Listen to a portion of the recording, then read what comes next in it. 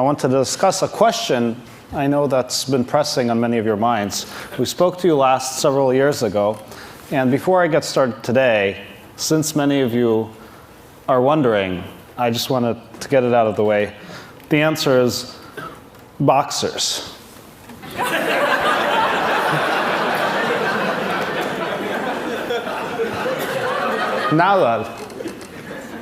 Now I hope all of you feel better. Do you know what this might be? Does anybody know what that is? Yes. What is it? It's people logging on to Google around the world. Wow, okay. I didn't really realize what it was when I first saw it, but this is what helped me see it.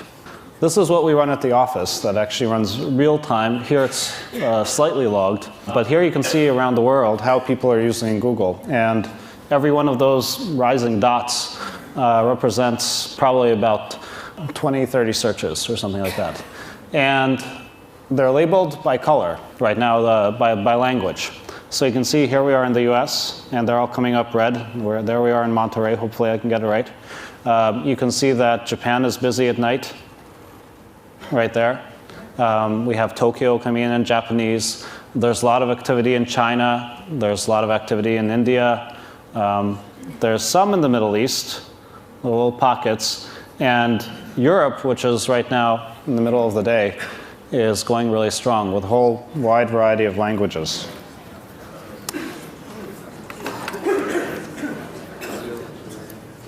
Now you can also see, if I turn this around here, hopefully I won't shake the world too much. But you can also see there are places where there's not so much. Australia, because there just aren't very many people there. And this is something that we should really work on, which is Africa, which is just a few trickles, basically in South Africa and a few other urban cities. But basically, what we've noticed is these queries, which come in at thousands per second, are available everywhere there's power.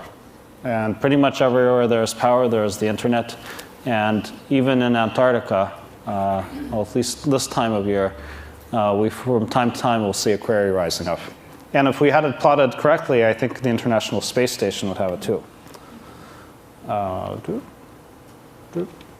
Sorry. 3? Yeah, this will shift it, sadly.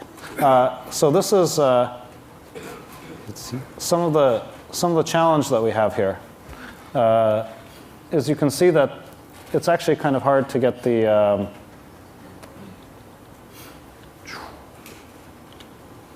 there we go. This is how we have to move the bits around to actually get the people the answers to their questions. You can see that there's a lot of data running around. It has to go all over the world through fibers, through satellites, through all kinds of connections. And it's pretty tricky for us to maintain the latencies as low as we try to. Hopefully your experience is good. But you can see also, once again, so some places are much more wired than others. And you can see all the bandwidth across the US going up over to Asia, Europe in the other direction, and so forth. Now what I would like to do is just to show you what 1 second of this activity would look like. And if we can switch to the slides. All right, here we go. So this is slow down. This is what 1 second looks like. And this is what we spend a lot of our time doing, is just making sure that we can keep up with this kind of traffic load. Now, each one of those queries has an interesting life and tale of its own. I mean, it could be somebody's health, it could be somebody's career, something important to them. And it could potentially be something as important as tomato sauce, or in this case, ketchup.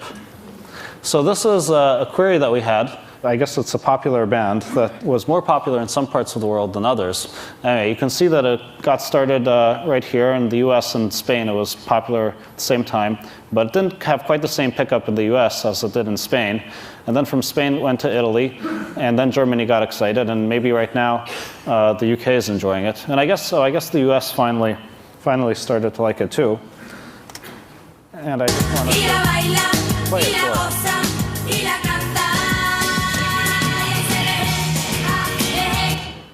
Anyway, you can all enjoy it for yourselves. Hopefully that search will work. As a part of, part of what we want to do to grow our company is to have more searches. And what that means is we want to have more people who are healthy and educated, more animals if they start doing searches as well. Partly we want to make the world a better place. And so one thing that we're embarking upon is the Google Foundation. And we're in the process of setting that up. We also have a program already called Google Grants that now serves over 150 different charities around the world. And these are some of the charities that are on there. And it's something I'm very excited to be a part of. In fact, many of the organizations that are here, the Acumen Fund, I think Aprotech we have running, I'm not sure if that one's up yet. And many of the people who have presented here are running through Google Grants. They run Google Ads, and we just give them the ad credit so they can let organizations know. One of the earlier results that we got, we have a Singaporean businessman who is now sponsoring a village of 25 Vietnamese girls for their education, and that was one of the earliest results. And as I said, now there have been many, many stories that have come in because we do have hundreds of charities in there, and the Google Foundation will be an even broader endeavor. Now, does anybody know who this is? Aha! Orchid. Yes. Somebody got it. This is Orchid. Is anybody here on Orchid? Do we have any? Oh, okay. Not very many people know about it. I'll explain in a second. This is one of our engineers. We find that they work better when they're submerged and covered with leaves. That's how we churn those products out. Orchid had a vision to create a social network. I know all of you are thinking, yet another social network. But it was a dream of his, and we basically, when people really want to do something in Google, we generally let them. So this is what he built. We just released it in a test phase last month, and it's been taking off. This is our VP of engineering. You can see the red hair, and I don't know if you can see the nose ring there. And these are all of his friends. So this is how we just deployed it, and we just decided that people would send each other invitations to get into the service. And so we just had the people in our company initially send them out. And now we've grown to over 100,000 members. And they spread, actually, very quickly, even outside the US. You can see, even though the US is still the majority here, though, by the way, search-wise, it's only about 30% of our traffic. But it's already going to Japan and the UK and Europe and all the rest of the countries. So it's a fun little project. There are a variety of demographics. I won't bore you with these. But it's just the kind of thing that we just try out for fun and see where it goes. Well, I'll leave you in suspense. Larry, you can explain this one. Thank you, Sergey. So one of the things, both Sergey and I went to Montessori school. And I think for some reason this has been incorporated in Google.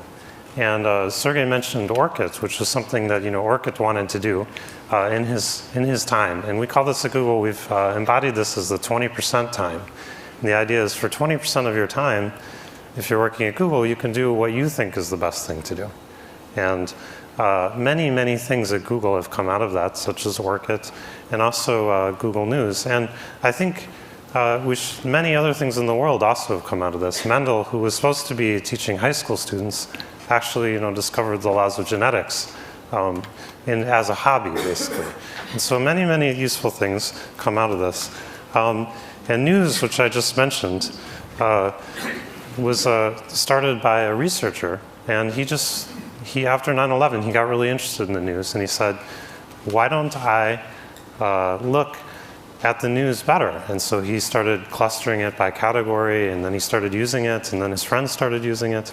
And then, besides just looking cute on a baby's bottom, we made it a Googleette, which is basically a small project at Google. So it would be like 3 people or something like that.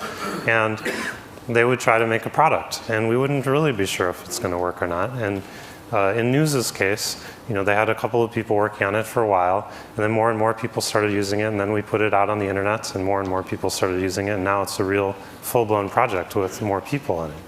And this is how we keep our innovation running. I think usually as companies get bigger, they find it really hard to have small, innovative projects.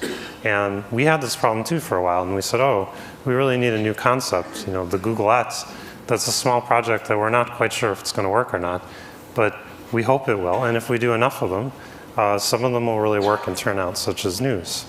But then we had a problem, because then we had over 100 projects. And I don't know about all of you, but I have trouble keeping 100 things in my head at once. And we found that if we just wrote all of them down and ordered them, and these are kind of made up, don't really pay attention to them. For example, the Buy Iceland was from a media article. We would never do such a crazy thing. But in any case, we found if we just basically wrote them all down and ordered them, that most people would actually agree what the ordering should be. And this was kind of a surprise to me, but we found that as long as you keep the 100 things in your head, which you did by writing them down, that you could do a pretty good job deciding what to do and where to put your resources. And so that's basically what we've done since we instituted that a few years ago, and I think has really allowed us to be innovative and still stay reasonably well organized. The other thing we discovered is that people like to work on things that are important, and so naturally people sort of migrate to the things that are high priorities. I just wanted to highlight a couple of things that are new or you might not know about. And the top thing actually is the desk bar. And so this is a new, it's like if you use, how many of you use the Google toolbar? Raise your hands. How many of you use the desk bar? All right, see, you guys should try it out. But if you go to our site and search for desk bar, you'll get this. And the idea is instead of a toolbar, it's just present all the time on your screen on the bottom. And you could do searches really easily. And it's sort of like a better version of the toolbar. Thank you, Sergey.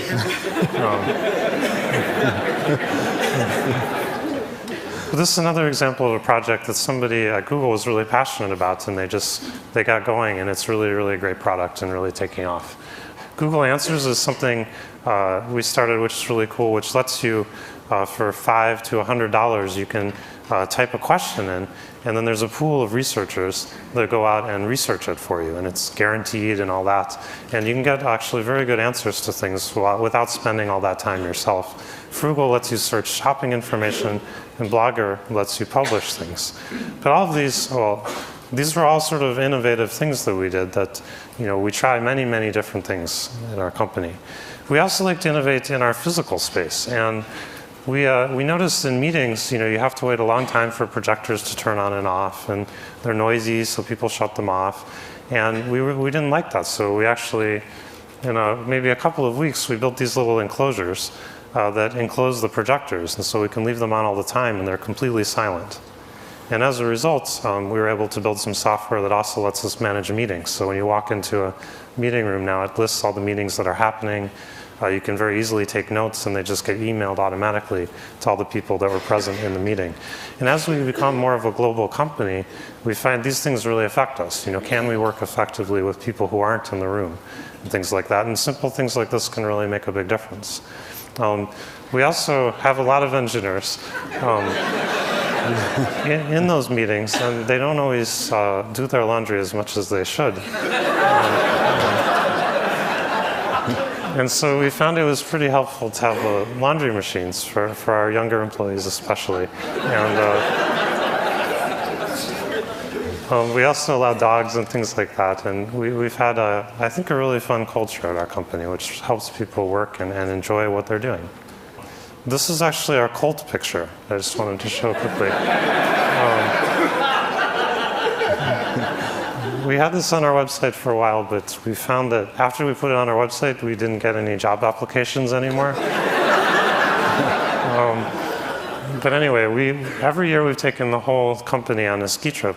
A lot of work happens in companies from people knowing each other and informally. And I think we've done a good job encouraging that, and it makes it really a fun place to work. Along with our logos too, which I think really embody our culture when we change things. In the early days, we were actually advised we should never change our logo because we should establish our brand, you know, because you'd never want to change your logo. You want it to be consistent. And we said, well, that doesn't sound so much fun. Why don't we try changing it every day? one of the things that really excites me about what we're doing now is we have this thing called AdSense. And this is a little bit foreshadowing. This is from before Dean dropped out. The idea is, like on a newspaper, for example, we show you relevant ads. And this is hard to read, but it says Battle for New Hampshire, Howard Dean for President, articles on Howard Dean. And these ads are generated automatically, like in this case on the Washington Post, from the content of the site.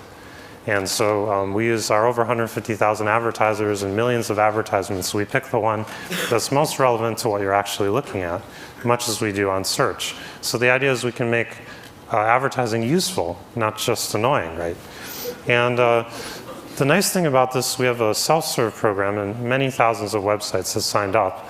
And this lets them really make money. And there's a number of people I met. I met this guy who runs a conservation site at a party. And he said, I wasn't making any money. I just put this thing on my site and I'm making $10,000 a month. And thank you. I don't have to do my other job now. And I think this is really important for us because it makes the internet work better. It makes content get better. It makes searching work better when people can really make their livelihood from producing great content. So this session is supposed to be about the future. So I thought I'd talk at least briefly about it. And the idea behind this is to do the perfect job doing search, you really have to be smart because you can type any kind of thing into Google and you expect an answer back, right? But finding things is tricky, and so you really want intelligence. And in fact, the ultimate search engine would be smart. It would be artificial intelligence. And so that's something we work on. And we even have some people who are excited enough and crazy enough to work on it now. And that's really their goal. So we always hope that Google will be smart, but we're always surprised when other people think that it is. So I just wanted to give a funny example of this. This is a blog from Iraq, and it's not really what I'm going to talk about, but I just wanted to show you an example. Maybe, Sergey, you can highlight this. So we decided... actually, highlight it right there. Oh, thank you. Yeah. So related searches right there. You can't see it that well, but we decided we should put in this feature into our AdSense ads called related searches. And so we'd say, did you mean to search for, what is this in this case, Saddam Hussein, because this blog is about Iraq. And in addition to the ads. And we thought this would be a great idea.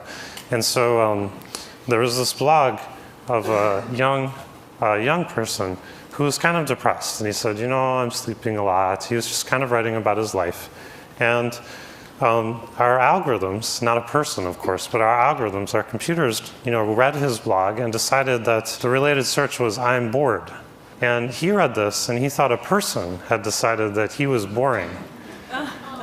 And it was very unfortunate. And he said, what are these, bastards at Google doing? Why don't they like my blog? And so then we read his blog, which was getting, sort of going from bad to worse. And we said the related search was retards. And then, he got even more mad, and he wrote, started swearing and so on. And then we produced You Suck. And finally, it ended with Kiss My Ass. And so basically, he thought he was dealing with something smart. And of course, we just sort of wrote this program, and we tried it out, and it didn't quite work. And we don't have this feature anymore. So with that, maybe I can switch back to the world. I wanted to end just by saying that there's a couple things that really make me excited to be involved with Google. And one of those is that we're able to make money largely through advertising. And one of the benefits that I didn't expect from that was that we're able to serve everyone in the world without worrying about places that don't have as much money.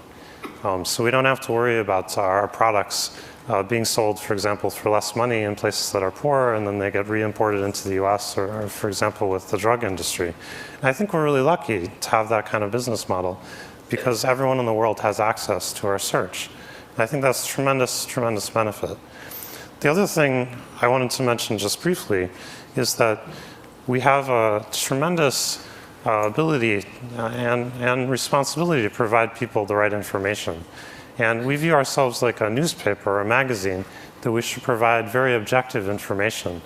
And so in our search results, we never accept payment for our search results. We accept payment for advertising, and we mark it as such. And that's unlike many of our competitors. And I think decisions we're able to make like that have a tremendous impact on the world, and makes me really proud to be involved with Google. So thank you.